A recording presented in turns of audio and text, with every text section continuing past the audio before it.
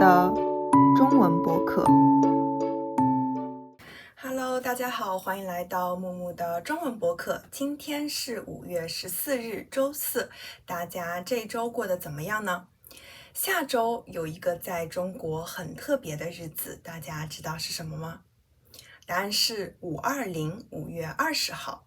520不是法定节假日，是这几年才开始流行的节日。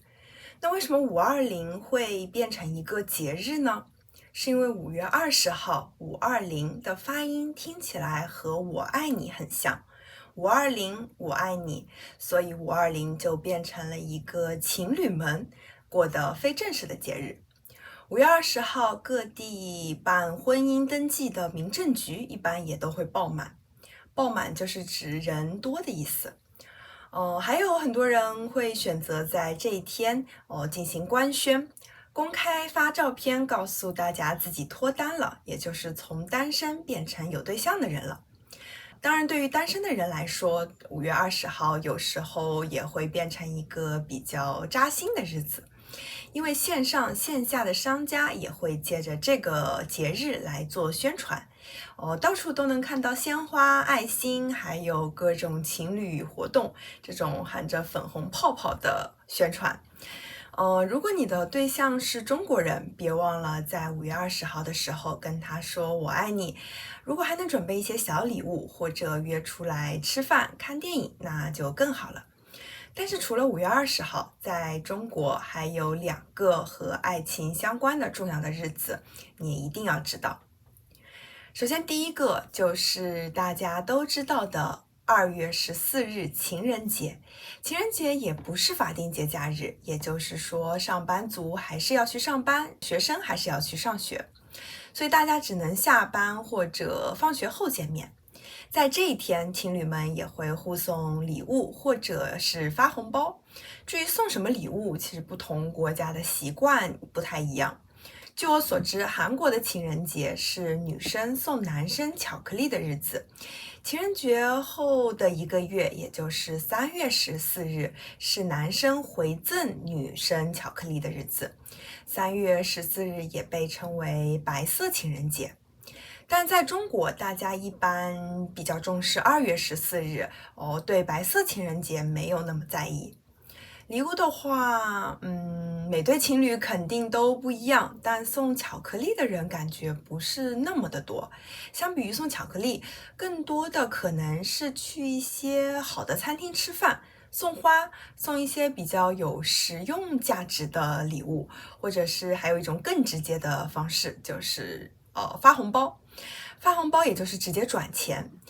那给多少钱呢？其实也是有讲究的。虽然每个人的经济情况不一样，就没法说一定要发多少钱，但是大家一般会给带有520或者1314这2个数字金额的钱，比如520元、1314元。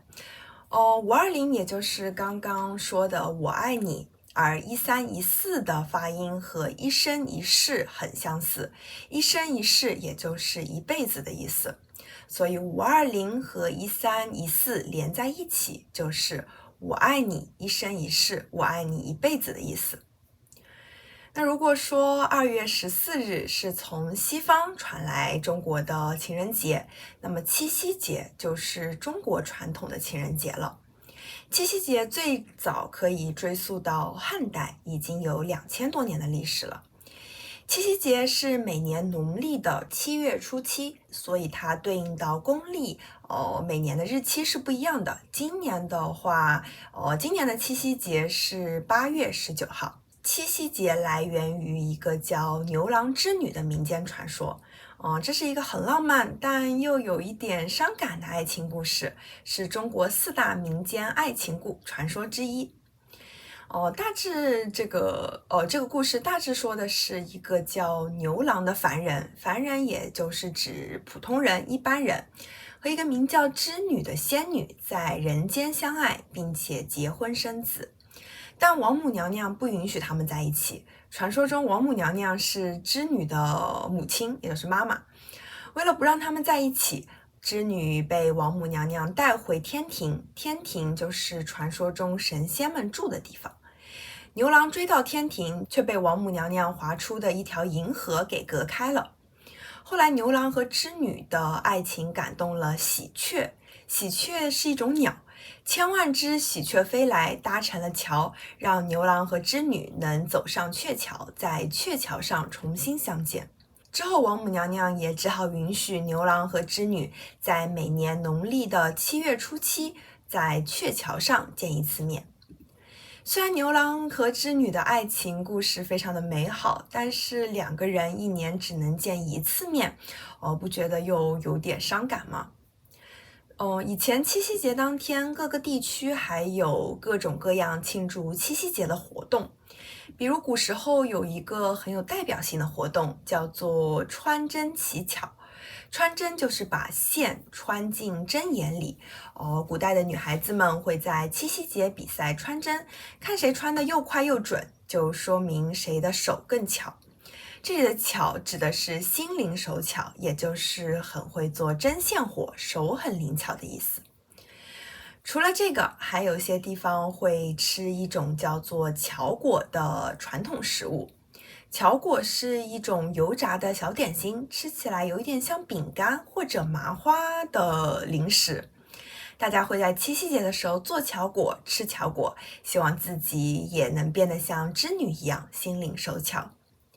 还有一些地方的女孩子会在七夕节这一天向织女许愿，祈祷自己变得更聪明，或者祈祷未来拥有像牛郎织女一样美好的爱情。不过现在这种传统活动已经不太常见了，也很少有人专门去做这些传统食物来吃。但是七夕节代表美好爱情这一点还是被保留了下来。七夕节当天刷微信朋友圈的话，几乎全部都是晒花、晒礼物、晒合照的动态。这里的晒也就是指分享给别人看的意思。所以现在中国人过七夕节的方式其实和2月14号过情人节的方式差不多了。今年的七夕节是8月19号，如果你的对象是中国人，记得提前把这个节日记下来，到时候千万别忘了。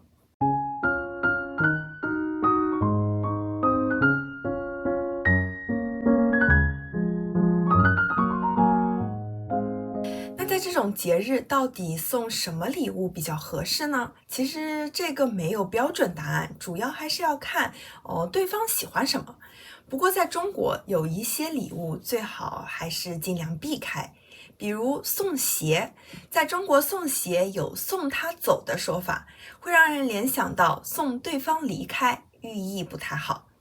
如果真的很想送鞋，可以让对方象征性的转1块钱，就是象征性的给1块钱，这样就不算送，而算是买。还有送伞、送梨，伞和散的发音相似，会让人联想到分散，而梨又跟梨的发音相同，也会有分离的意思。当然在这种节日应该也不会送对方一个梨吧。不过不管是过情人节、520、七夕节，最重要的目的其实是和对方一起度过一段开心的时间，而不是送礼物。礼物只是表达心意的一种方式罢了。过节本来就应该是开心的、轻松的，不应该被这次又要送他什么礼物才好呢？这样的苦恼所困扰。礼物本来也应该是带给人惊喜的，没有规律的，发自内心的一个东西，而不是被节日规定出来的任务。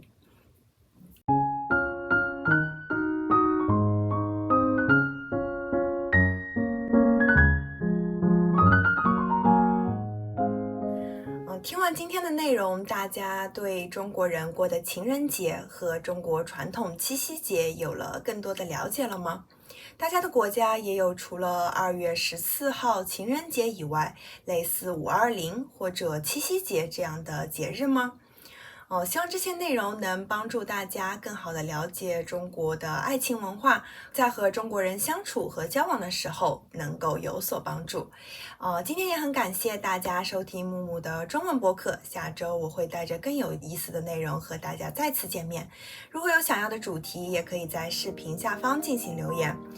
那么无论在世界的哪个地方，希望大家度过美好的一天。我们下周再见，拜拜。